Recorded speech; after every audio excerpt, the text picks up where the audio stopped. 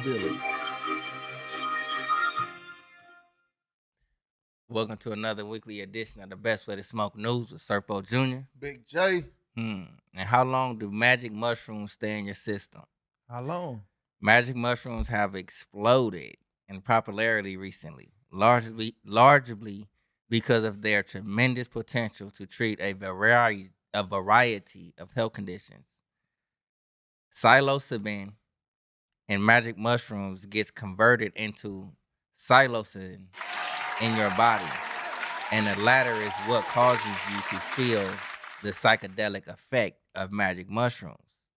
Various factors determine how long mushrooms take to kick in and how long a trip will last, including the potency of the mushrooms, dosage, and your own body metabolism and chemistry. Learn how long shrooms stay in your body and drug tests to detect them below. How long shrooms take to kick in? Typically, shrooms take about 30 to 60 minutes to kick in and peak 1 or 2 hours after consumption. How long does the shroom trip last? A magic mushrooms trip will usually last for 4 to 6 hours. After that, consumers will come down and usually feel some lingering effects for a few more hours. So pretty much, depending on the dosage, depending on your body metabolism, big, small, in between, and that if you can handle it. Yeah. And it's gonna, like as it say, it's gonna kick in from, you might as well say, from 30 minutes to an hour. You're gonna feel, what I'm saying, the trips of it. And then it's gonna last for that 4 to 6. So make Be sure, prepared for it. yeah, saying, if you're gonna go try that shit, make sure you in a cool, safe space. Be You know what I'm prepared saying? for it. Moving on. Marijuana addiction is a real thing. Legal sales of recreational marijuana began in New Jersey on April 21st, 2022. In just a little over the first 2 months, these sales totaled almost 80 million. With so many people legally buying weed, it's hard to believe marijuana addiction is real. According to the 2020 National Survey of Drug Use and Health, nearly 18% of people over the age of 12, 49.6 million reported using marijuana in the past year. Another recent study sponsored by the National Institution of Drug Abuse found that in 2021, past year marijuana use among young adults had reached the highest levels recorded since 1988. Despite the growing number of people who buy and use marijuana, it is in fact an addictive substance, and is important to understand the risk, public perception, and the legalization of marijuana. People Many people you talk to will insist that marijuana cannabis isn't addictive.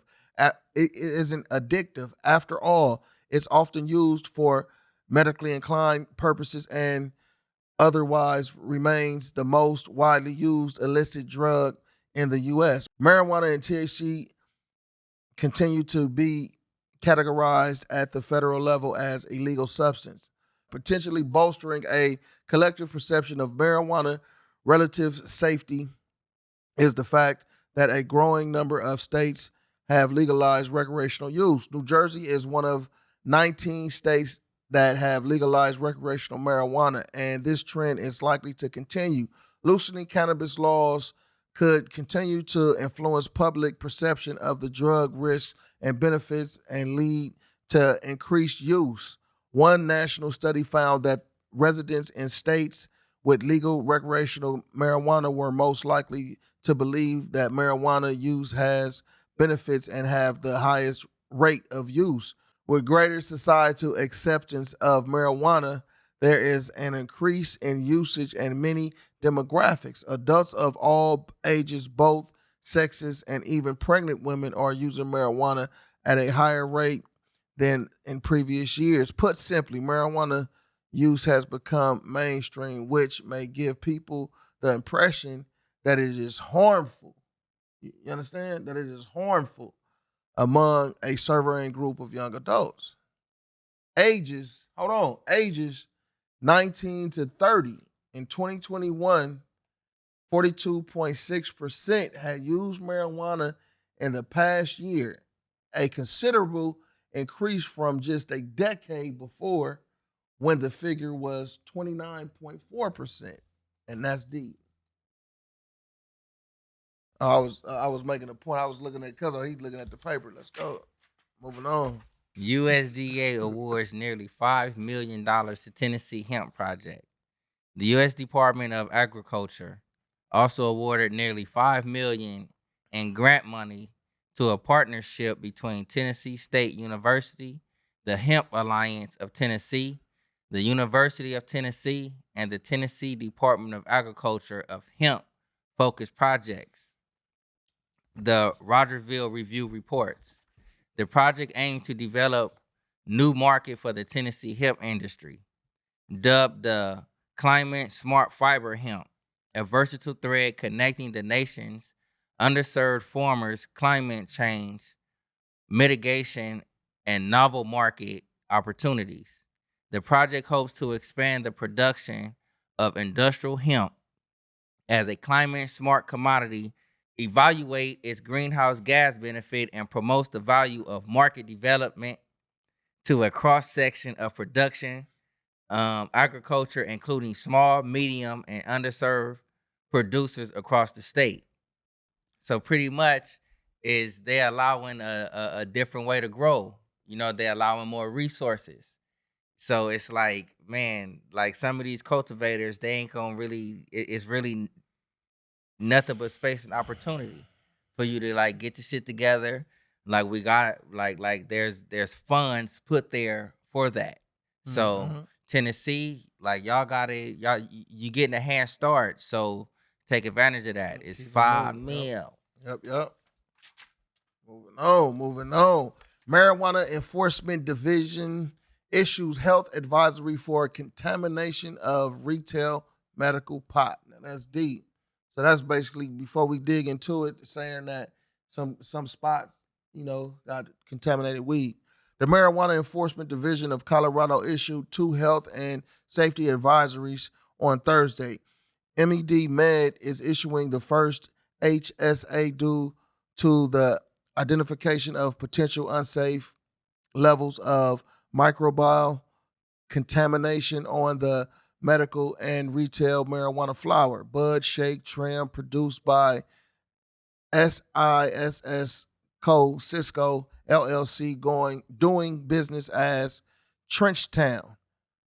Health and Safety Advisory for 240 Arthur Avenue LLC, DBA Revis Fine Cannabis. December 19, 2022, the Colorado Department of Revenue, in conjunction with the Colorado Department of Public Health and Environment, is issuing health and safety advisory due to the identification of potentially unsafe levels of total yeast and mold and aspergillus contamination in retail marijuana flower, bud, shake, and trim produced by Arthur Avenue LLC, doing business as Revis Fine Cannabis. As I said before, the CDPHE and the DOR deem it a threat to public health and safety when marijuana is found to contain levels of total yeast and mold.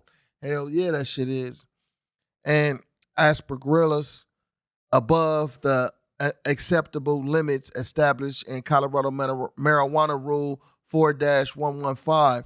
Through an investigation, the DOR has identified 2 harvest batches produced by 240 Arthur Avenue LLC that contained levels of contamination above acceptable limits for total yeast and mold, sold by retail marijuana stores between September 17, 2022 and October 12, 2022. Consumers who have this affected marijuana in their possession should destroy it or return it to the retail marijuana store from which it was purchased for proper disposal. Consumers who experience health effects from consuming the marijuana flower should seek medical attention immediately and report the event to the Marijuana Enforcement Division by submitting this form. Damn, that's deep though. Moving on. New rule to let inmates enroll in Medi-Cal This a good before one. they leave prison. California is preparing to expand Medi-Cal to inmates up to 90 days before release as part of the latest transformation to the state's low-income health insurance program. Under the expansion, incarcerated people with a variety of health issues, including chronic conditions, mental health, substance use disorders, disabilities, or who are pregnant, will be eligible to receive assessment and treatment shortly before release.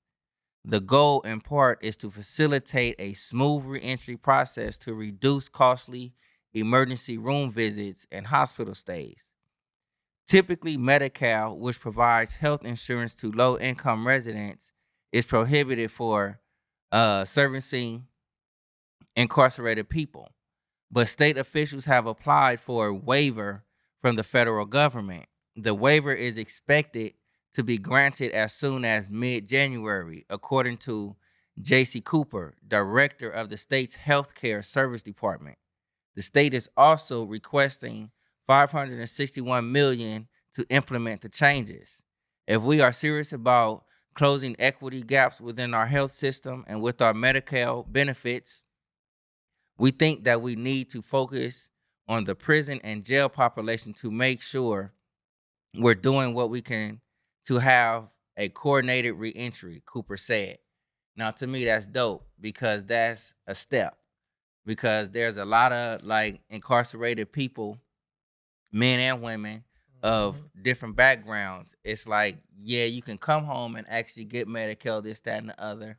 But if you are close to home and you can actually start this process, all right, I got my Medi-Cal and stuff taken over. I mean, like taken care of. So now, all right, I can push towards like, all right, filling out for low income, finding a nice job to like re-enter into society. So it's like, this may seem minor to some people, even though it's just Medi-Cal, but it's a start. It's giving somebody that's being re-entered into society, like, all right, it can change the mindset. I got this done. I don't have to wait in long lines, crowded space to get Medi-Cal. I got my Medi-Cal done. All right, now I can tackle something else. Yup, I ain't got to worry about it. That's dope. That's the best way to smoke weekly news with Serpo Jr. Hey, baby.